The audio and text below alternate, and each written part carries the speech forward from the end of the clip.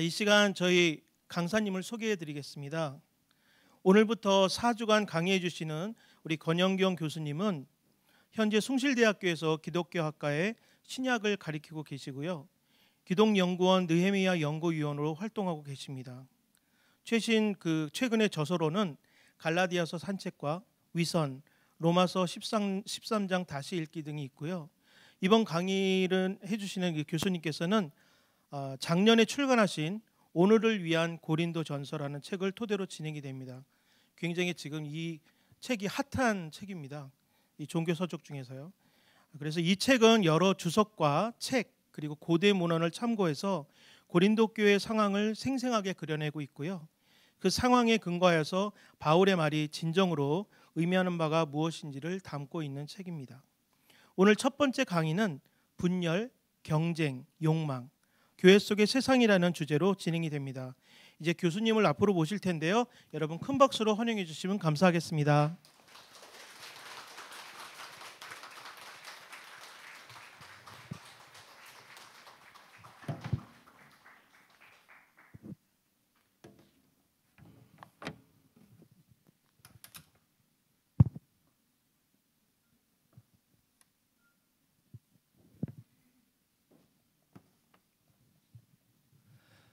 네, 여러분들 뵙게 돼서 반갑습니다.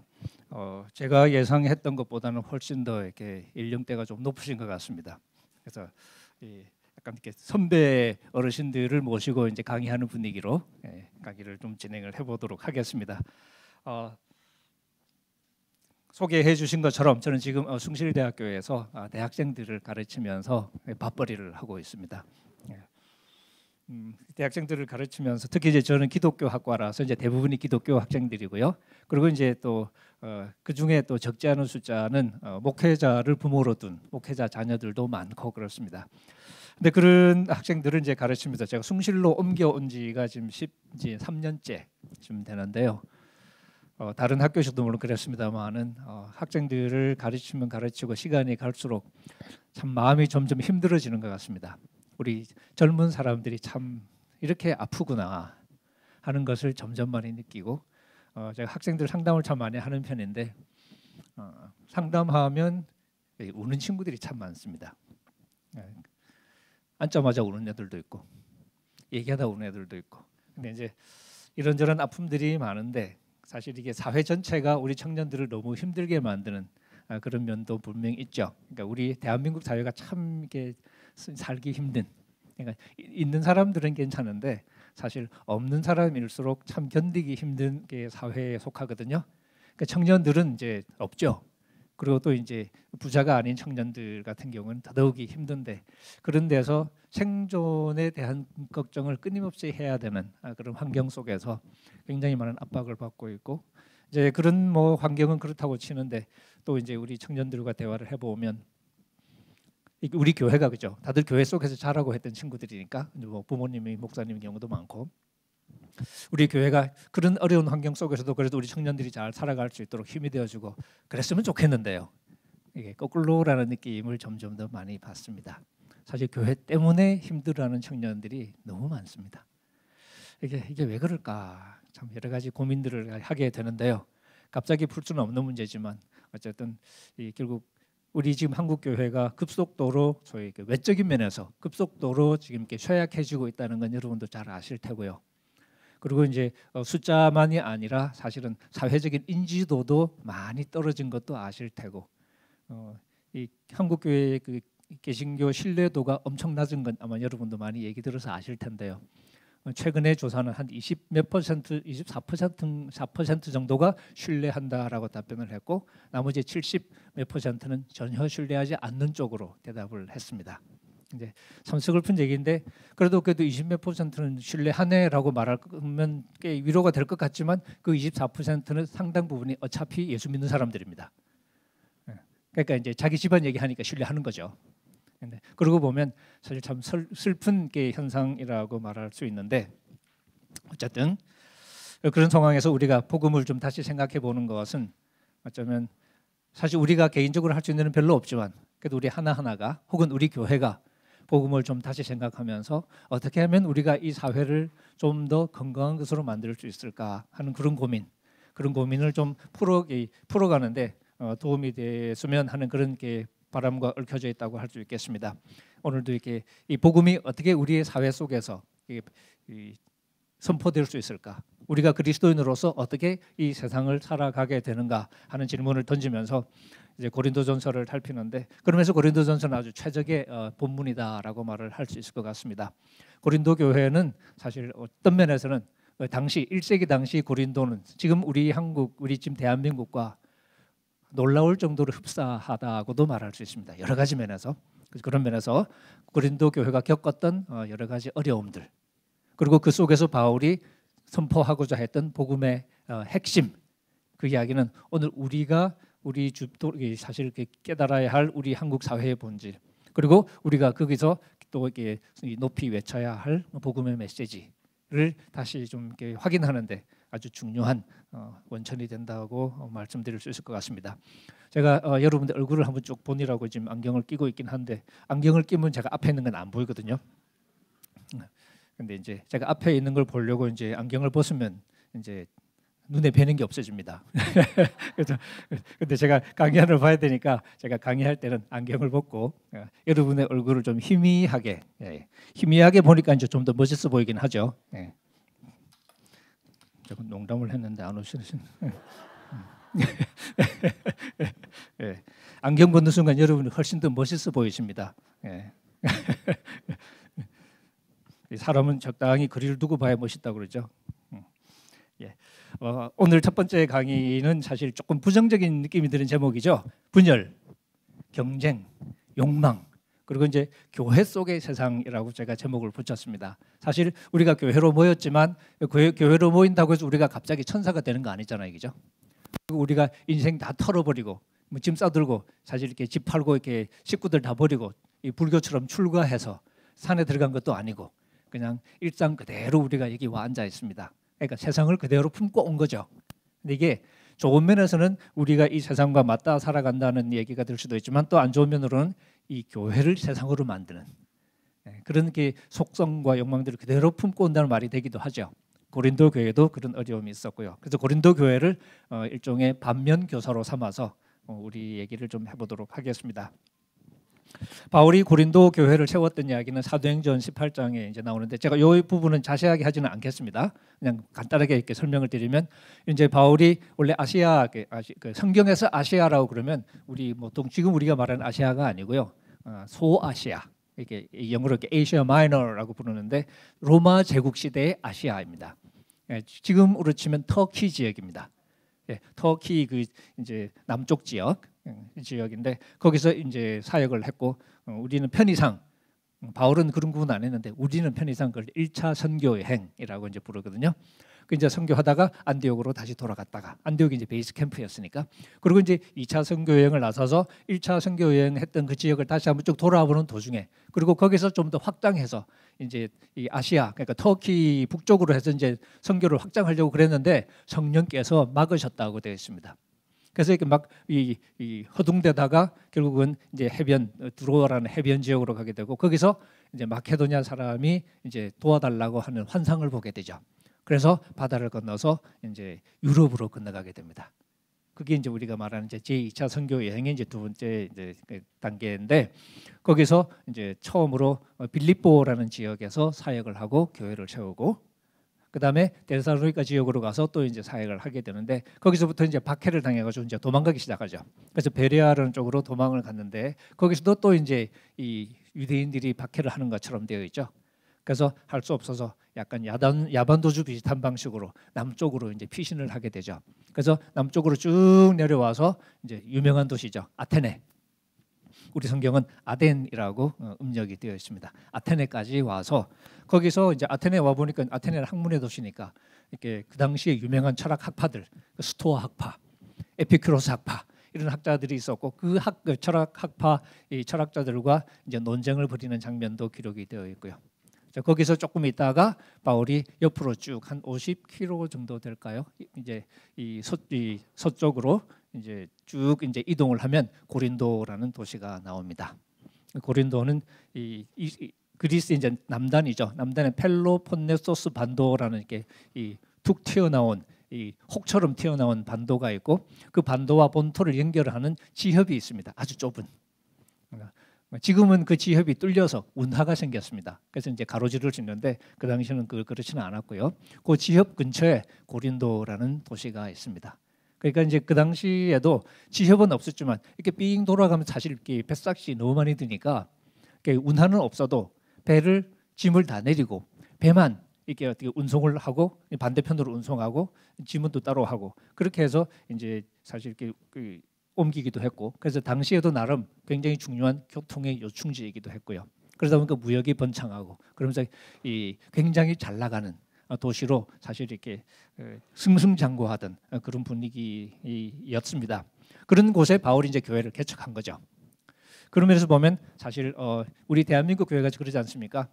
제가 아주 이렇게 좀 그냥 거칠게 표현할 때는 우리 박정희 대통령이 잘 살아보세요 하고 새마을 운동 시작할 때 저기 한쪽에서는 예수 믿고 잘 살아보세요를 외치면서 우리 조영기 목사님이 천막을 치고 조금 제가 너무 거칠게 표현한 감이 있습니다만은 그러면서 사실 한국 교회가 이제 양쪽으로 폭발적인 성장을 하기 시작하죠. 그러니까 그랬던 면과 어느 정도는 좀 유사한 면이 있다고도 볼 수 있겠습니다. 물론 다른 것도 많이 있습니다. 사실 교회 설립한 이야기는 그 정도로 이렇게 하고요. 그다음에 이제 우리 제가 2번인데 이걸 비추시지는 않겠죠? 예. 여러분 가지고 계시는 거 보면 2번 바울과 고린도 교회의 디얼킨 관계 대목에서 보면 이게 목회자와 교회의 관계가 참 그렇죠. 참 쉽지가 않죠. 저희가 이렇게 다녔던 교회를 생각해 보면 예를 들어서 대학생 때 제가 어릴 때부터 다녔던 교회가 개척할 때부터 다녔던 교회인데 제가 초등학교 들어갈 무렵이었던 것 같아요. 이제 교회가 개척이 되고 그때 목사님 기와집에 안방에서 예배드렸던 기억이 나는데 예배드리고 이제 밖에 나가면 논 밭이니까 논에서 뛰어놀고 막 그랬던 부산이었지만 변두리였기 때문에 그런 분위기였고요. 그렇게 목사님이 쭉 이제 사역하시다가 어느 시점에 이제 목사님이 나가시게 됐는데 이제 그때 이제 어른들의 얘기를 이렇게 들었던 그걸 생각해 보면 사모님이 약간 좀 이렇게 돈놀이를 하셨던 것 같아요. 그래서 그게 문제가 불거져서 결국 목사님이 이제 그만두시게 됐고 그리고 두 번째 목사님이 오셨는데 뭐 쭉 하시다가 또 이제 어느 교회가 좀 커지니까 이제 또 그때 그 선교원 그러니까 유치원이죠. 선교원을 하게 되고 선교원 관련해서 이제 목사님이 조금 이렇게 문제가 생기셨던 것 같고 소위 어떤 한 분에게서 그러니까 목사님이 이제 약간 뇌물 같은 걸 받으신 것 같아요. 그래서 안 받았다고 막 이제 우기고 그러시다가 이제 나중에 조사해 보니까 피아노도 받고 뭐 그게 확인이 돼서 결국은 그만두시고 뭐 이런 일도 있었고 그 뒤에 오신 분은 꽤 오랫동안 은퇴하실 때까지 이렇게 큰 문제 없이 이제 잘 하셨던 그런 분이고 뭐 이런 식이었거든요. 그때 보면 이런저런 문제들이 많이 있었던 것 같고 대학생 시절에 다니던 교회도 작은 교회인데 목사님은 공부도 많이 하시고 훌륭하신 분이셨는데 근데 제가 군대 갔다 오니까 이제 교회가 2개가 됐더라고요. 근데 지금 갈라지는 대목에서 처음에 개척할 때는 막 죽고 못 살던 그런 사이였거든요. 우리 목사님 최고라고 막 그랬던 분들이 목사님을 사람도 아닌 것처럼 욕을 하고 막 계시는 거예요. 그래서 목사님이 그새 천사에서 야수로 변하셨나 만나보면 예전처럼 그러신 것 같거든요. 근데 왜 그렇게 됐을까? 그게 교회가 참 무서운 곳인 것 같아요. 그죠? 잘해줄 때는 정말 잘해주다가 한번 돌아서면 정말 아주 그냥 얼음장보다 차가운 관계가 될 수도 있는 게 이 교회인 것 같고 어쨌든 이런 걸 보면서 이제 자라는 과정에서는 질문하게 되겠죠. 예수를 믿는다는 게 뭘까? 그냥 사는 거하고 예수 믿고 사는 거하고 뭐가 다른 걸까? 그냥 내 마음속으로 나 예수 믿는다라고 생각만 하는 걸까? 아니면 그게 우리의 삶에 실제로 무슨 변화를 일으키는 걸까? 근데 예수 믿는 사람들을 만나보면 다 자기 만족 속에 살기는 하는데 내가 만나고 싶지는 않아요. 밥맛이야. 그러니까 지잘난마저 살기는 하는 것 같은데 남들에게 딱히 도움이 될 것도 없고 유익할 것도 없고 그렇다고 남달리 착한 것도 아니고 그러니까 이거 뭐지? 하는 생각을 하게 만드는 그게 이제 제 개인적으로 사실 어릴 때부터 늘 품어오던 그런 질문 중에 하나였고요. 오늘은 좀 부정적인 제목을 제가 달았지만 4개의 강의를 통틀어서 제가 가장 크게 하고 싶은 이야기를 미리 약간 좀 청기를 누설을 해보자면, 사실은 우리 복음의 능력에 관한 이야기. 그래서 여러분 로마서 1장 16절을 아마 잘 아실 텐데요. 바울이 로마 교회에 이제 편지를 쓰면서 이제 자기 입장을 천명하는 이야기입니다. 바울이 이렇게 얘기죠. 내가 복음을 부끄러워하지 않습니다. 이 얘기는 이제 복음이 너무너무 자랑스럽다는 얘기죠. 그냥 뻐긴다는 얘기가 아니라 그게 자기 삶의 토대가 된다는 이야기입니다. 그리고 이제 설명합니다. 왜냐하면 이 복음은 모든 믿는 자에게 구원을 주시는 하나님의 능력이 되기 때문입니다. 그래서 하나님의 복음을 한마디로 정의하면서 하나님의 능력이라는 단어를 썼습니다. 이 단어가 바울이 심혈을 기울여 고르고 고른 단어라고 할 수 있습니다. 생각 없이 쓰는 말이 아니고요. 그래서 모든 믿는 자에게 구원을 주시는 하나님의 능력이 된다는 거죠. 바울이 선교하던 시절에는 모든이라는 단어가 너무너무 중요했습니다. 왜냐하면 그 당시도 지금처럼 차별이 아주 극심했고 교회 내에도 차별이 심했는데, 특별히 유대 기독교인들은 전통 깊은 기독교인들이죠. 그런데 최근에 새로 들어오기 시작한 비유대인 기독교인들, 우리가 이방인이라고 부르는 그 비유대인 기독교인 사이에 이 차별이 알게 모르게 이렇게 심했거든요. 교회 내에서. 그래서 바울은 이방인의 사도로서 모든 믿는 자에게 구원을 주신다는 사실을 누구보다도 강조하고 싶어 했고, 근데 그게 모든 차별을 넘어설 수 있는 이유가 뭐냐면 그것이 인간의 그런 껍데기 조건과 상관없이 모든 믿는 자를 구원에 이르게 할 수 있는 하나님의 능력이 된다는 사실을 바울이 알았기 때문에. 고린도전서도 사실 아주 현실적인 문제를 다루니까 신학적인 얘기를 많이 하지는 않습니다. 하지만 바울이 이 현실을 바라보는 눈길 자체가 바로 이 신념, 이 복음은 모든 믿는 자에게 구원을 주시는 하나님의 능력이 된다는 이 신념이 바닥에 깔려 있습니다. 그래서 우리 고린도전서도 다음 시간에 사실 조금 볼 건데요. 우리 두 번 고린도전서 1장 18절에 보면 이제 문제를 풀어가기 시작하면서 십자가의 도, 십자가의 말씀, 문자적으로 번역하면 십자가의 말씀입니다. 이 십자가의 말씀이 멸망하는 자들에게는 어리석어 보이겠죠. 하지만 구원을 얻는 우리에게는 하나님의 능력입니다라고 얘기합니다. 똑같은 말을 하고 있죠. 그리고 조금 뒤 24절에도 이 예수 그리스도의 십자가 이 복음을 얘기하면서 그리스도는 하나님의 능력이요 하나님의 지혜입니다. 하나님의 능력이 되니까 이게 진짜 지혜로움이 되는 거죠. 헛똑똑이가 아니라 진짜 똑똑한 선택이 될 수 있는 것이 이 복음이 하나님의 능력이기 때문에 바로 이 관점에서 교인들을 바라봅니다. 그래서 교인들을 보면서 껍데기 조건이 얼마나 훌륭한가를 따지는 게 아니라 여러분의 삶 속에 이 복음의 능력이 얼마나 선명하게 드러나는가를 물으면서 얘기를 풀어가고 있는 거죠. 그러면서 오늘 우리를 돌아보는 아주 중요한 부분이라고 말을 할 수 있겠습니다. 근데 이런 복음을 얘기하는 것이 항상 쉬운 일은 아니죠. 고린도 교인도 그렇고 우리도 그렇지만 우리가 이렇게 순진무구한 사람들이 아니잖아요. 그죠? 저보다 이렇게 많이 살아보신 분이 많이 계셔서 아마 더 잘 아실 것 같은데, 사실 제가 고등학교 때 유아 세례를 못 받아가지고 이제 뒤에 세례를 받았는데, 세례 문답할 때, 뭐 학습 세례 문답할 때 항상 묻는 게 이게 문답을 하잖아요, 그죠? 기본적인 문항 중에 하나가 모든 인간은 죽을 수밖에 없는 죄인. 특별히 이제 나는 죽을 수밖에 없는 죄인이라는 사실을 인정하십니까? 그러면 이제 예 하고 이제 대답하고 가잖아요. 전 그게 굉장히 힘들었어요. 왜냐하면 어릴 때부터 목사님이 나한테 맨날 한 소리가 뭐냐면 세상에 너처럼 착한 놈 없다. 맨날 그랬거든요. 난 그 말을 믿었지. 근데 그 다음날 예배당에 앉아가지고 갑자기 태도가 돌변하신 거지. 그러니까 죽을 수밖에 없는 죄 있는 걸 인정하냐. 목사님 나 착하다며요. 잠깐만 그렇게 대묻지는 않았습니다. 근데 마음속으로. 이게 내가 죽을 수밖에 없는 죄인이라는 생각이 안 드는 거예요.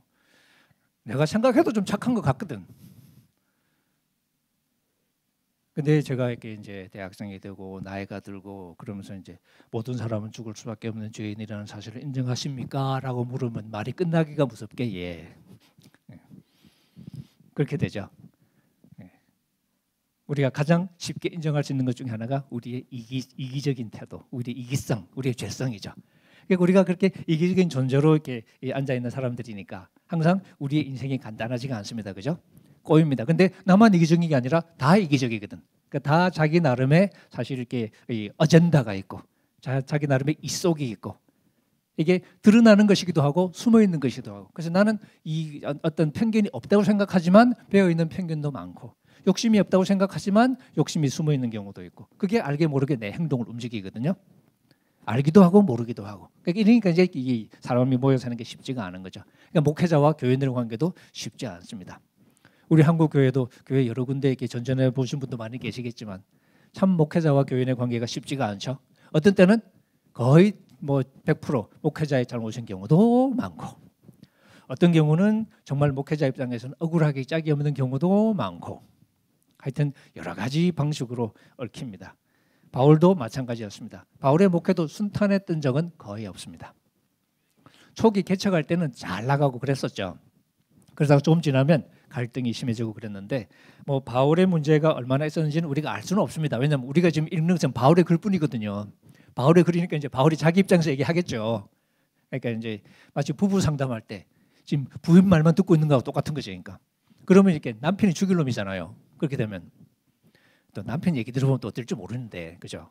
근데 지금 우리는 바울의 이 관점에서 이제 읽고 있으니까 그 관점에서 보면 교인들이 어떤 면에서 문제가 있었는지 하는 걸 조금 더 이제 자세히 볼 텐데 하여튼 교인들도 이렇게 순진한 사람이 아니니까 바울과 관계가 늘 힘들었던 것 같고 고린도전서를 봐도요 이게 잘 표현이 확 나타나지는 않습니다. 나타나지 않는데 예를 들어 9장 같은 데 보면 이미 좀 갈등이 좀 이렇게 깊어지고 있다는 느낌이 들게 만드는 이야기들이 술술술 나옵니다. 바울이 자꾸 자기를 변호해야 되고 그리고 고린도 후서가 바울 서신 중에 가장 어려운 편지에 속하는데요. 가장 어려운 이유가 뭐냐면 이게 흐름이 잘 이렇게 파악이 잘 안 돼서 그렇습니다.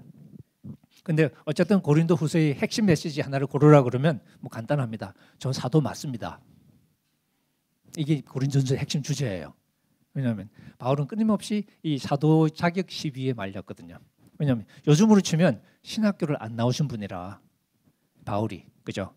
여러분 사도행전 1장 보시면 이제 가룟 유다가 죽고 나서 이제 예수님이 이제 십자가에 돌아가시고 부활하시고 승천하시고 나서 이제 다시 예루살렘으로 돌아와서 초대교회 공동체가 처음으로 모이죠. 그때 베드로의 주도로 사도 그 가룟 유다 대신에 빠진 한 사람을 채우는 이야기가 나옵니다. 거기 보면 사도의 자격을 이제 열거하는데 자격이 뭐냐면 첫 번째 제가 우스갯소리로 얘기해서 갈릴리 그러니까 예수님이 학장님으로 계시던 갈릴리 신학교를 졸업할 것. 뭐 이런 그러니까 세례요한의 세례 때부터 예수님이 승천하실 때까지 함께 있었던 사람 이게 첫 번째 조건입니다. 그 다음에 부활하신 예수님을 만났어야 됩니다. 이게 두 번째 조건인데 사도 바울은 둘 다 해당 사항 없습니다. 그러니까 신학교 안 나온 거죠. 그러니까. 근데 바울은 자기도 주님을 보았다고 우깁니다.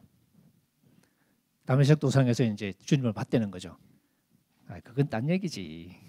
승천하시기 전에 이 땅에서 부활하신 주님을 이렇게 만나고 악수하고 했었어야지. 그러지는 않은 거죠. 하지만 바울은 이제 봤다고 얘기하는데 남들 보기엔 좀 쉽죠. 그래서 실제로 바울은 계속 자격 시비에 휘말렸습니다. 그리고 예루살렘 교회에서 유대 교회에서 유대 기독교인들이 바울을 사도라고 불렀던 기록은 없습니다. 그러니까 자기가 사도라고 그랬고 이방 성도들은 당연히 그렇게 생각했지만 다른 데서 사도라고 인정했던 기록은 또 없어요. 그러니까 바울은 늘 좀 그랬던 거죠. 그래서 그럴까요? 어쨌든 이 고린도 교인들도 처음에는 막 이제 막 죽고 못 살다가 이게 좀 지나서는 목사님 아니래던데, 신학교 안 나왔대던데, 들었어요, 권사님? 약간 이렇게 되는 거죠, 그러니까. 실제로 제가 뉴욕에 있을 때 부교육자 할 때 옆에 교회 목사님에게 바로 그런 시비가 붙었습니다. 신학교 안 나왔다는 사실 소문이 돌고 그래서 교회에서 목사님 졸업장 가져오세요. 그래서 목사님이 졸업장을 가져왔는데 그것도 그냥 안 받고 조사를 했습니다. 가짜 졸업장이었습니다. 그래서 난리가 난. 그래서 교회가 반으로 쪼개졌는데 그래도 목사님 좋다고 쫓아나간 사람이 한 절반쯤 되고요. 나머지는 안 들어가고 뭐 그런 일이 있었습니다. 그러니까 바울이 그랬던 거죠. 그러니까 그런 상황이니까 여러 가지로 이제 일이 꼬일 가능성이 많은. 그래서 고린도 전서는 확 붉어지진 않았지만 약간 긴장이 좀 감도는 그런 분위기 속에서 이야기가 이렇게 전개되고 고린도 후서로 가면 관계가 많이 악화됩니다. 근데 결국 나중에 고린도에 체류하고 이제 로마서를 쓸 당시에 바울이 고린도에 있었거든요. 로마서가 이제 이 큰 편지 중에서는 사실은 이게 마지막 편지에 해당하는, 그리고 이제 로마로 가게 되는데, 예루살렘으로 갔다가 로마로 가게 되는데, 이제 그게 고린도에 머물렀던 거 보면 그래도 사이가 좀 괜찮아졌었나 하는 생각을 우리가 할 수 있을 것 같긴 합니다만은 좀 쉽지 않았던 그런 교회였습니다. 우리 고린도전서는 첫 번째 사실 뭐 갈등의 흔적이라고 말할 수 있고요. 그 뒤에도 이제 일이 많은데 오늘 우리 고린도전서를 이렇게 읽으니까 이제 그 부분에 좀 집중을 해 보겠습니다.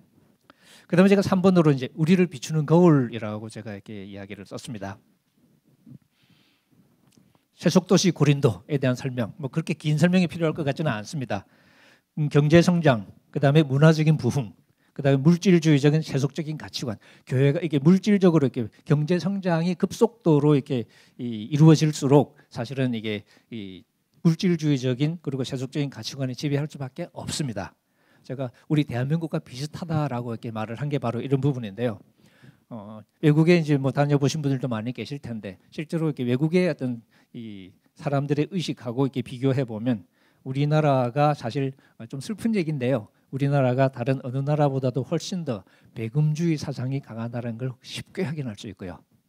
돈이 최고라는 의식이 훨씬 더 깊게 퍼져 있습니다. 무엇이 중요하냐라는 조사를 해보면, 그죠? 우리나라 사람들의 답변 중에는 압도적인 게 경제적인 문제. 이런 사회. 근데 고린도도 사실은 별로 다르지 않았습니다. 그리고 근데 이런 데 집착 속에 뭐가 있냐면 결국 모든 인간이 결국은 인정받고 싶은 욕구 속에 살아가지 않습니까? 그죠? 제 친구 하나가 사실은 이렇게 오래전에 자살을 했는데요. 성탄절 날 목을 맸는데 그 친구는 계속 이제 결혼 이후부터 아내에게 약간 인정을 못 받던 참 무능력한 남자다 이런 얘기를 계속 들으면서 이제 그러다 보니까 이렇게 근본적인 기가 꺾여버린 친구 있잖아요.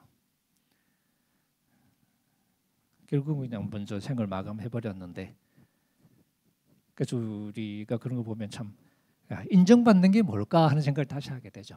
근데 누구 하나가 자기를 인정해주면 그냥 기가 살아서 막 방방 뛸 수 있는 존재, 그게 우리 인간이거든요. 그러니까 이게 인정 욕구, 이게 가장 근본적인 욕구 중에 하나인데 이게 조금 이제 적극적으로 표현되면 결국은 자기 과시의 욕망이 되는 거죠. 사람들 사이에서 자기 존재감을 확보하고 싶은 거예요. 인정받고 싶은 거죠. 이건 나이를 가리지는 않는 것 같습니다. 로마 어느 시대나 이거 마찬가지, 우리나라만 그런 게 아니고 모든 사회가 마찬가지입니다. 당시 로마 사회도 마찬가지였고, 근데 그 당시 로마 제국에서는 이제 라틴 말로 디그니타스라고 이제 부르는 명예라는 뜻입니다. 영어의 그 dignity라는 말에 이제 어원이 되는 단어인데요. 바로 이게 이제 사회적인 존재감을 나타내는 말입니다. 그러니까 내 몫이 있어요. 내 자리가 있어야 되는 거죠. 이걸 확보하기 위한 경쟁이 결국은 사회생활이 되는 거죠.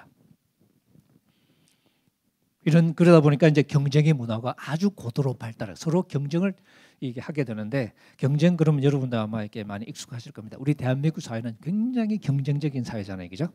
그러니까 적당히 경쟁해도 되는데 경쟁이 격화되는 거예요. 그러니까 1을 얻기 위해서는 1만큼 경쟁하면 적당한데 우리는 1을 얻으려면 10을 경쟁해야 되는. 그러니까 이게 얻는 것보다 투자하는 게 훨씬 더 많은. 예를 들어서 대학에 들어가는 게 이제 얼마나 가치 있는 일인가를 뭐 따져볼 필요가 있겠지만, 대학에 들어가려면 우리 한국의 이 학생들은 초, 중, 고부터 해서 인생 전체를 갈아 넣어야 됩니다. 그러니까 인생이라는 게 없이 살잖아요, 그죠? 초등학교 5학년이 고함량 카페인을 들이키는 모습을 여러분 한번 생각해 보십시오. 초등학생이 카페인 중독되는 현상, 한두 명이 그런 게 아니고, 근데 초등학교 때부터 왜 그러니까 특목고 가야 된대. 그러니까 그 사이 인생은 없는 거죠. 그 대학도 마찬가지고 이제 이런 사회. 그러니까 경쟁하긴 해야 되는데, 그죠? 경쟁이 불가피하긴 하지만 이런 정도의 격한 경쟁을 우리가 만들어낼 필요는 없는데 우리가 이런 격한 경쟁을 만들어 놓는 거죠. 그만큼 우리가 이게 이 경쟁의 문화를 많이 발전시켜 놓은 거죠. 고린도도 사실 그런 면이 있었고요. 그러다 보니까 이제 고린도 사회, 그 당시 로마 사회의 중요한 제도 중에 하나가 후견의 문화였습니다. 내가 사실 잘 나가야 되잖아요, 그죠? 근데 내가 이렇게 높이 올라갈 수 없으니까 내가 할 수 있는 가장 좋은 방법 중에 하나는 줄 서는 거죠. 거물 뒤에 줄 서서 이제 내가 이제 그 소위 그 그늘 속에 들어가는 거죠. 그러니까. 조폭으로 치면 옛날에 무슨 뭐 양은이파 뭐 이런 거 있었잖아요, 그죠? 양은이파에 딱 내가 들어갔어. 그 순간부터 이제 나를 함부로 건드리지는 못해요. 왜? 내가 양은이 형님의 이게 꼬봉이기 때문에. 나를 건드리면 우리 형님 건드리는 거거든. 그러니까 보호를 받는 거죠. 반면에 나는 형님을 위해서 몸 바쳐 충성하죠. 심지어 감옥도 대신 갔다 오고 막 그러잖아요. 그러니까 그런 거하고 비슷한 거죠. 그러니까 알게 모르게 우리 사회에도 그런 줄서기 문화가 사실 많이 형성이 되고 그런 면에서 이제 사람들은 다 좋은데 줄 서려고 애를 쓰는 이런 분위기, 이런 이제 세속적인 문화 속에 사도 바울이 이제 고린도에 도착을 한 거죠. 그리고 교회를 개척했습니다. 복음을 전했고 사람들이 회심을 했고 그래서 이제 이 예수를 믿긴 했는데 예수를 믿었다고 정말 이렇게 천국 같은 곳이 펼쳐지냐 그러시는 않겠죠? 예수는 믿었지만 우리는 여전히 믿기 이전에 속을 그대로 가지고 있는 존재들이니까 그때부터 이제 본격적인 싸움이 사실은 시작되는 거죠. 우리 속에 있는 세속의 이 찌꺼기를 덜어내는 게 쉽지가 않거든요. 왜냐하면 우리가 그런 세상을 살아왔고 그게 당연하다고 생각했고 그걸 좋아했고 그래서 내 몸에 익숙하고 근데 그것을 털어내는 게 쉽지 않으니까 결국 목회의 상당히 많은 부분은 우리 속에 있는 세상을 어떻게 보면 찾아내고 이 세상을 벗겨내는 작업. 바울이 고린도에서 하고 있는 작업이 사실은 그런 작업이라고 할 수 있고요. 바울이 로마에서 그렇게 얘기하죠. 세속 문화의 사고 습관, 관행과 우리가 싸우는데 그죠? 바울이 로마서 12장 1절에서 그렇게 얘기합니다. 그럼 우리 형제 여러분, 이제 내가 하나님의 자비하심으로 여러분을 권합니다. 여러분의 몸을 하나님이 기뻐하시는 거룩한 살아있는 제사로 드리십시오라고 권유하죠. 몸을 이제 원래 몸을 드린 제사로 드리는 건 몸을 이제 죽인다는 말이거든요. 제단에 올라가서 우리 이렇게 할복 자살하면 그게 이제 몸을 이제 제사로 드리는 게 되겠죠. 근데 바울은 우리 몸을 살아있는 제사로 드리라고 아주 역설적인 표현을 썼습니다. 제사라는 말 자체가 죽인다는 말이거든요. 원래 어원적으로. 근데 이제 살아있는 제사라는 역설적인데 살아있는 제사로 드리라는 얘기는 우리의 삶을 하나님께 제사로 드리라는 거죠. 그러니까 거룩해야 되는데 우리의 삶이 그럼 어떻게 거룩하냐. 그래서 12장 2절에 너희는 이 세대를 본받지 말고 여러분은 이 세대를 이 세상을 본받지 마십시오. 반대로 마음을 새롭게 함으로 변화를 받으십시오라고 얘기합니다. 마음의 변화를 받으라는 얘기. 이때 마음은 우리의 heart가 아니고요. 우리의 mind. 우리 한글은 좀 헷갈리지만 이 헬라어로는 구분이 되는데 우리의 사고 방식을 말합니다. 세계관, 사고 방식. 그러니까 생각하는 방식을 아예 바꾸라는 얘기입니다. 그러니까 발상의 전환. 근데 생각이 바뀌려면 사실은 우리가 욕망이 바뀌어야 됩니다. 우리가 바라는 게 바뀌어야 이게 생각이 바뀌지 안 그러면 안 바뀌거든요. 그래서 바울은 이런 우리의 생각의 변화를 통해서 이 마음을 새롭게 해서 변화를 받으라고. 그래서 이제는 이 세상과 이 세상을 따라가는 게 아니라 하나님이 기뻐하시는 그 선한 그리고 완벽한 그 뜻을 확인하고 실천하라고 성도들에게 조언합니다. 그게 우리 이제 교회 생활의 사실은 의미 중에 하나인 거죠. 그러니까 우리 교회 생활이 편안하다면 뭔가 좀 문제가 있는 거죠. 늘 긴장되고 좀 어느 정도는 시끄럽고 그럴 수밖에 없는 게 우리 속의 세상을 찾아내고 드러내는 작업이니까 이게 편안할 리가 없죠. 그러니까 목사님하고도 긴장이 될 때도 있고 성도들끼리도 긴장이 될 때도 많고 뭐 그러지 않습니까? 그게 근데 우리의 욕망을 그냥 적나라하게 분사하는 그런 갈등이 아니라 우리의 욕망을 찾아내고 해결하려는 생산적인 갈등이었으면 좋겠다는 거죠. 근데 그게 얼마나 그렇게 될까는 우리가 좀 생각해 봐야 될 문제가 되겠고요. 말씀드린 얘기는 고린도 사회와 대한민국 사실은 뭐 이 학벌 사회, 학벌 그러면 사실 제가 별로 이렇게 드릴 말씀이 없긴 한데 저는 덕을 보고 산 사람 중에 하나라서 제가 가방끈이 조금 깁니다. 이게 좀 공부를 좀 잘 했었고 그래서 학벌 이렇게 대학을 잘 갔고 근데 사실 이건 뭐 IQ 때문인 것 같은데요. 근데 IQ는 이게 또 유전이거든요. 이게 유전이라 이건 사실 뭐 선택의 문제는 아닌데 저희 부모님이 학벌은 전혀 없는 분인데도 머리가 좋으신 분이었던 것 같아요. 그래서 제 삼형제 다 이렇게 IQ가 좋았습니다. 뭐 그리고 이제 학교를 잘 갔고 그리고 그 뒤에 저는 계속 이제 어쨌든 신학 공부를 해서 뭐 이렇게 저렇게 이제 뭐 학교 이름을 붙였고 그래서 학벌은 좋은 편이라 이런 문제 이런 얘기하기 참 조심스럽긴 한데 그러니까 덕을 보면서 살았던 사람의 입장에서 이제 학벌 사회를 경험하는 거죠. 그러니까 제 양력을 소개하기 이전에 저를 대하는 태도하고 제 양력을 충분히 소개하고 나서 저를 대하는 태도가 많이 달라요. 심지어는 설교 듣는 태도도 달라져요. 어느 한 분이 저한테 와서 고백하신 말씀입니다. 이름도 여자 이름이고 뭐 어디서 이상한 목사 하나 왔나 보다 그랬다가 그 목사님이 이제 1부 끝나고 2부 사이에 저를 소개를 하셨어요. 그 사이에 제 소개를 듣고서는 자세를 자기가 고쳐 앉았대. 그래서 이게 욕인지 칭찬인지 잘 모르겠는데 하여튼 그만큼 우리는 이 학벌에 민감할 수밖에 없죠. 이게 공부를 한 것 자체는 중요한 거니까 그게 나쁠 건 없는데 문제는 그것과 관계없이 학벌 자체가 권력이 되는 겁니다. 이런 사회 속에서 우리가 이제 살고 있는 거죠. 전 동창회를 안 가는데요. 동창회가 그걸 권력화하려는 시도 중에 하나인 거잖아요, 그죠? 그래서 동창회가 참 이렇게 압력 집단이 될 때가 많잖아요. 내 이익을 실현하기 위한. 어쨌든 그다음에 경제적이고 정치적이고 사회적인 권력이 지배하는 제가 폭력 사회라고 조금 거칠게 표현해봤는데요. 돈이 있으면 되잖아요. 돈 없으면 안 되잖아요. 이게 올바라서 그게 정당하기 때문에 되는 게 아니라 돈으로 밀어붙이는 거죠. 그러면서 폭력이라는 겁니다. 힘 있으면 되잖아요. 힘 없으면 안 되잖아요. 사회적인 존재감이 있으면 통하는데 그게 없으면 안 되는. 저는 뭐 이렇게 돈을 많이 가진 사람도 아니고 그렇다고 가난하지도 않지만 뭐 권력을 가진 사람도 아니지만 제가 이렇게 학교를 이렇게 그렇게 나오다 보니까 전화번호가 많습니다. 친구들 전화번호. 근데 친구들은 또 다 소위 잘 나가는 애들이잖아요. 판사, 검사, 뭐 교육계, 뭐 정치, 국회, 뭐 여기저기. 그러니까 이게 뭐 국정원 이런 데도 있고. 지금은 별로인 것 같은데 옛날에는 안기부 그럼 엄청 힘이 셌던 시절도 있었고 그랬잖아요, 그죠? 그러니까 이게 사실은 뭐 그 휘두르자면 휘두를 수 있는 나름의 권력인 것 같아요. 그런 걸 이제 알게 모르게 느끼게 되는. 그리고 우리 청년들을 보면 많은 청년들이 좌절감 속에서 살아갑니다.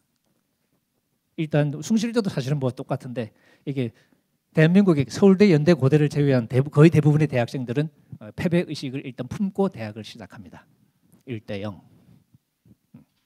근데 이게 잘 안 벗겨집니다. 사회가 안 벗겨져요. 그래서 신분 세탁하려고 학벌 세탁하려고 무지무지 애를 많이 쓰는데 쉽지는 않죠. 그러면 서울대, 연대, 고대생은 이긴 친구들이냐?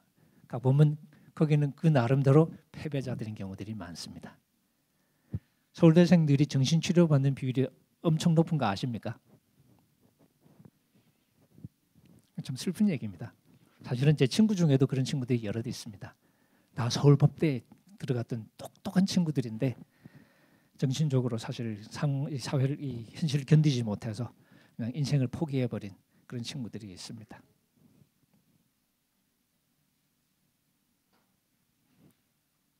지금 우리 대한민국 대학 서열하고 부모들의 경제력 서열이 정확하게 비례하는 것 혹시 아시는지요? 지금 이게 서울대생이 데모 안 한다 그러죠? 데모할 이유가 없습니다. 왜? 자기들이 최상류층이기 때문에 데모 안 합니다. 서울대 부모들이 가장 잘 삽니다. 우리 숭실대 부모는 고만고만합니다. 그게 대학 서열 따라서. 이런 사회를 우리가 살아가고 있거든요. 이게 뭘까를 질문을 해보게 되는 거죠. 이게 지극히 정상이면 우리가 아멘하고 그냥 따라가면 되는데 만약에 그게 아니라면 그 속에 많은 억울함이 숨겨져 있다면 그 속에 많은 약자의 외침이 억눌려져 있다면 근데 그 억누르면 하나님이 들으실 거거든요. 그러면 우리가 이건 아닌데 하는 생각을 하게 될 수밖에 없는 그런 사회일 가능성이 많은데 근데 나는 왜 이렇게 행복하지? 라고 물을 수 있는 그런 면에서 고린도를 들여다보는 이 연습은 어쩌면 우리의 모습을 좀 거울로 들여다보는 그런 연습이 될 수도 있을 것 같습니다. 대한민국 속의 교회는 어땠을까요? 뭐 제가 교회사가도 아니고 사실 뭐 사회학자도 아니니까 정확하게 말하기는 어렵지만 사도 바울은 그리스도 얘기할 때 그리스도 예수의 사람은 자기 육체를 그 욕망과 그 정열과 함께 십자가에 못 박은 사람이다라고 이야기합니다. 그러니까 결국 그리스도를 만나는 경험이 뭐냐면 자기 이전의 삶의 욕망의 시스템을 포기하는 거죠. 그리고 전혀 다른 열망을 갖기 시작하는 것. 이 욕망의 회심. 이게 이제 예수님을 만나는 경험인데 어쩌면 우리 한국 교회가 과연 그런 욕망의 회심으로 시작한 교회일까? 아니면 욕망을 추구하는 공동체로 시작을 했을까? 슬프게도 우리 한국의 소위 대형 교회에서 외쳐지는 메시지의 상당 부분은 우리가 흔히 말하는 번영 복음에 속합니다. 아주 거칠게 말하면 예수 믿으면 잘 산다.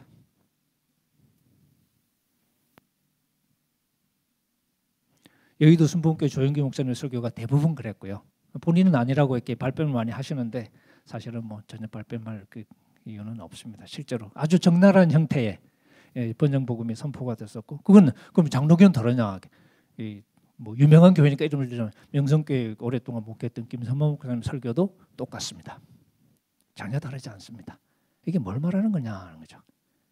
우리가 정말 복음을 그리스도를 만나고 그리스도를 만나면서 야 이거구나. 그리고 참된 삶을 깨달은 사람들이 그 삶을 추구하면서 살려고 만든 공동체인지, 아니면 남들이 추구하는 욕망을 종교적으로 추구하려고 모인 집단인지, 이런 질문을 해보게 되는 거죠.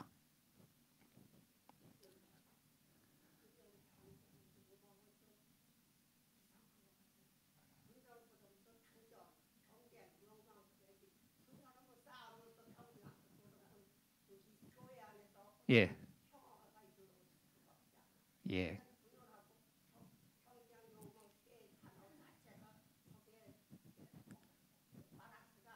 예, 감사합니다. 우리가 이제 이렇게 서론을 하고 얘기를 좀 이렇게 이제 본격적으로 이제 그러면 이거 어떻게 해야 되는지 얘기를 좀 넘어가 보도록 하겠습니다. 근데 우리가 이제 복음을 얘기할 때 이 욕망을 포착해내고 그걸 덜어내고 이런 작업을 해야 되는데, 어떤 경우는 우리의 욕망을 정당화하는 논리로 신앙을 얘기하는. 사실 제가 어느 한 교회에서 이제 제가 잘 아는 분이긴 한데, 이 권사님이 이제 하나님이 너무너무 축복을 해주셨다. 그 무슨 얘기냐면 땅값 집값이 엄청 오른 거예요.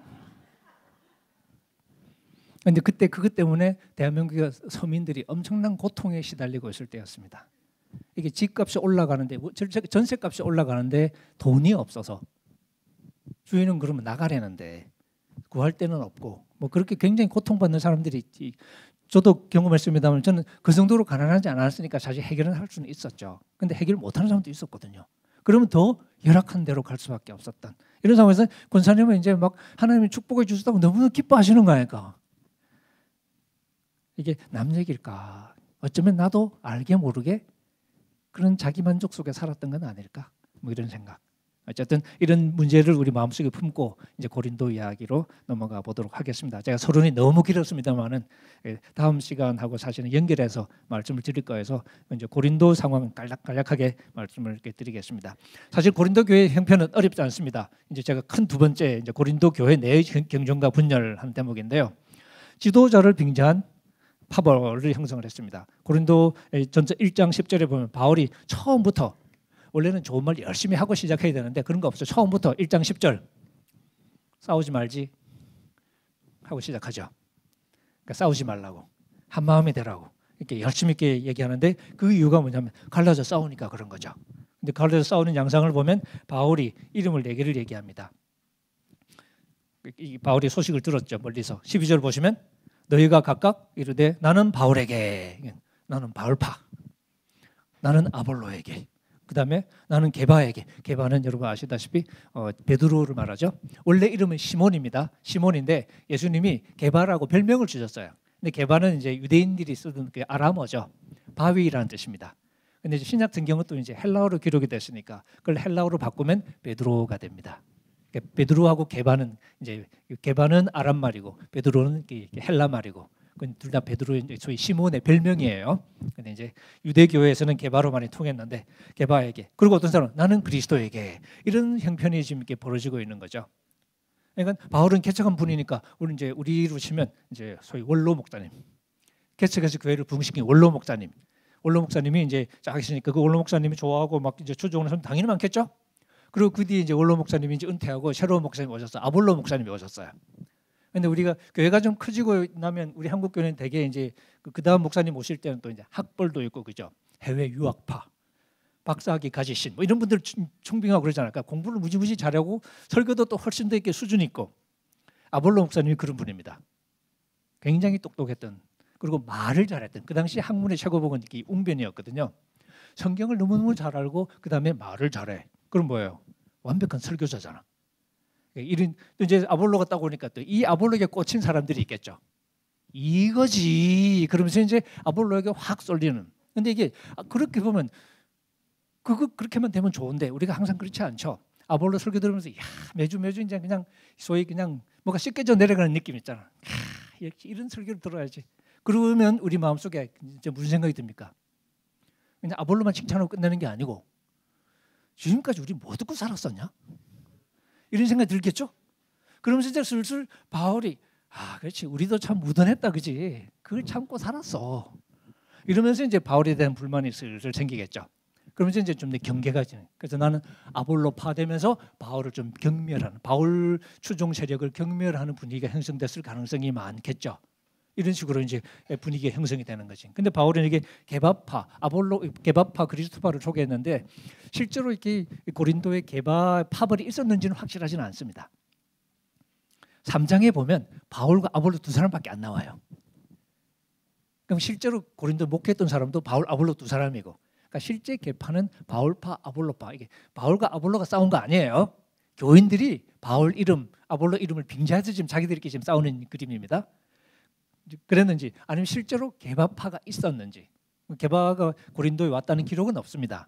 근데 고린도에 안 와도 이 게바 그러면 이게 초대교회, 지금은 우리는 바울이 최고인 것 같지만 1세기를 거슬러 가보시면 바울은 조금 신학교도 안 나오고 약간 자격 시비도 휘말리고 조금 약간 이런 나름대로 잘 나가긴 하는데 좀 이상한. 근데 이 베드로는 타의 추종을 불허하는 압도적인 권위를 가진 사도였죠. 그 영향력은 엄청난 거거든요. 일단 설교부터가 제가 우스갯소리로 이렇게 가끔 바울이 흉내낼 수 없는 게 있잖아요, 그죠? 베드로가 설교할 때 여러분 어떻게 설교했을 것 같습니까? 사랑하는 형제 여러분, 제가 어느 날 우리 주님과 갈릴리 해변을 걷고 있었습니다. 뭐 이렇게 시작하면 그게 벌써 막 이제 밀려오는 감동, 그죠? 주님과 같이 있었대. 그 제가 주님을 고백했는데 주님이 바요나 시오나 네가 복이 있다. 뭐 그러면서 막 칭찬해줘. 근데 또 제가 이렇게 주님 이 고난 당하신다는 걸 막았었더니 예수님 갑자기 사탄아 물러가라. 이러면서 이제 뭐 천국과 지옥을 오갔던 경험. 이러면 이제 막 자기 인생 이야기 자체가 설교가 돼. 주님 얘기가 되는 거잖아요. 같이 살았으니까. 바울은 이게 권위가 비교가 안 되겠죠. 어쨌든 고린도 교회도 있었을 수도 있고 아닐 수도 있고, 바울이 어쩌면 제가 보건대는 그냥 바울파, 아볼로파 이러고 있으니까 그래 뭐 게바파, 그리스도파 잘 나간다 하고 수사적으로 그냥 덧붙였을 가능성도 있습니다. 예를 들면 귀신 아니라 귀신 하랩이라도 약간 우리가 이렇게 말할 때처럼 그런 식으로 이렇게 얘기할 가능성도 있는데 확실하지는 않고요. 어쨌든 핵심적인 건 바울을 추종하던 세력하고 아볼로 이름을 내세우면서 이제 자기 세력을 형성했던 사람들 사이의 갈등이 핵심인 것처럼 보입니다. 그럼 어떻게 싸웠냐? 지도자 이름을 빙자해서 싸웠습니다. 목사님을 좋아하는 데는 이유가 있거든요. 사람마다 좋아하는 목사님이 다 있는데 내가 A 목사님을 좋아하는 데는 내 나름의 이유가 있습니다. 그냥 좋아하지는 않습니다. 결국 내가 A 목사님을 좋아한다는 얘기는 뭐냐? 나는 이런 목사님을 좋아하는 그런 사람이야 내가. B 목사님 좋아하면 바울처럼 바울은 굉장히 능력 있고 그랬는데 사실 이 설교는 잘 못했던, 설교 못했다 욕 많이 먹거든요. 근데 설교가 중요하지. 어차피 설교 안 듣잖아. 그죠? 설교 시간에 뭐 주보 보고 그럴 건데 뭐 설교는 필요하지 않아요. 중요하지 않아. 그럼 뭐 찾아와서 손잡고 기도해 주시고 그리고 또 이제 뭐 필요하면 또 안수기도 해 주시고 또 자주 신방 오시고 이런 목사님 진짜지. 안 그래요? 맨날 나 위해서 기도해 주시고 이런 사람도 있는 반면 그런 사람은 바울 쪽으로 쏠렸겠죠. 근데 어떤 사람은 설교가 아휴 이런 사람도 있겠죠. 그런 사람은 설교가 또 이렇게 제대로 돼야 이게 또 이렇게 교회를 다닐 수 있는, 제 친구 중에 그런 놈들이 많습니다. 교회 봉사는 안 하면서 설교가 좀 시비는 엄청 그런 놈들. 그러니까 도움이 하나도 안 되는 그런 놈들이 좀 있어요. 자기 학벌 때문에 좀 그런 거예요. 자기가 똑똑하다고 생각할수록 설교에 좀 민감한 것 같아요. 근데 그런 사람들은 또 그렇게 되고, 그러니까 결국 내가 아볼로를 좋아하는 데는 내 이유가 있는 것이니까. 결국 누군가를 좋아하는 현상은 결국은 자기 소위 이렇게 self statement, 난 이런 사람입니다라는 자기 표현인 거죠. 결국 자기 따라서 갈라지게 되는 겁니다. 이러다 보니까 교회의 가장 아름다운 것들이 분열의 수단으로 활용되는 것을 볼 수 있습니다. 예를 들면 세례는 우리가 그리스도 안으로 들어가는 거잖아요, 그죠? 그러니까 우리 달랐던 사람들이 그리스도 안에서 하나가 되는 게 세례거든요. 근데 고린도 교회에서는 너 누구한테 세례 받았어? 아볼로? 에이, 나중에 왔네. 난 바울. 알겠냐? 내가 두 번째. 이런 식이 되는 거죠. 그래서 바울이 세례가지고 막 나중에 시비를 걸거든요. 다음 시간에 우리 보겠습니다만은. 그러니까 이제 이런 식으로 그다음에 나중에 가면 성찬도 다 같이 잘 먹어야 되는 거잖아, 그죠? 근데 한쪽에는 벌써 먹고 취해가지고 벌렁벌렁 자빠져 있고 한쪽은 먹을 게 없어가지고 이렇게 창피를 당하고 이런 그림이 막 그려지니까 바울이 화가 나가지고 지금 뭐 하세요? 좀 심하게 말하면 밥 처먹으러 왔냐? 이렇게까지 말을 이렇게 할 정도로 지금 그러니까 성찬도 하나가 되기 위한 의식이거든요. 왜? 한 떡을 먹는 거니까. 근데 이게 분열의 원인이 되고 있는 이런 서글픈 현상. 바울이 이런 현실을 이제 인식하면서 교인들에게 말을 걸고 있습니다. 시간이 얼추 다 돼서 제가 일단 여기서 멈추고요. 제가 이제 2번 지도자를 판단하는 세속적인 기준부터 해서는 본문을 조금 우리가 자세히 좀 읽게 되게 되니까 요 뒷부분 더해서 제가 다시 이제 아웃라인을 이제 드리겠습니다. 그래서 두 번째는 이제 이런 고린도 사회의 바울이 은혜의 복음을 들고 갔는데 이 은혜의 복음이 이런 사회에 어떤 식으로 비춰질 것인가, 그리고 이 은혜의 메시지는 이 고린도 사회의 이런 이 현상을 어떤 식으로 드러내는가, 하나님의 이것을 어떻게 넘어가시는가 하는 이야기를 조금 더 자세하게 본문을 읽으면서 해보겠습니다. 제가 한 가지 부탁을 드리면 고린도전서를 좀 이제 꼼꼼히 읽어보시는데요, 우리 개역 개정을 아마 대개 보실 겁니다, 그죠? 근데 번역을 바꾸어서 좀 한 두 번, 세 번 좀 읽어와 주시면 아마 강의하는데 훨씬 더 도움이 될 것 같습니다. 오늘은 이 정도로 우리 마무리하고요. 다음 시간에 이 하나님의 은혜와 이 분열에 관해서 조금 더 자세하게 살펴보도록 하겠습니다. 오늘 강의는 여기서 마무리하겠습니다. 감사합니다.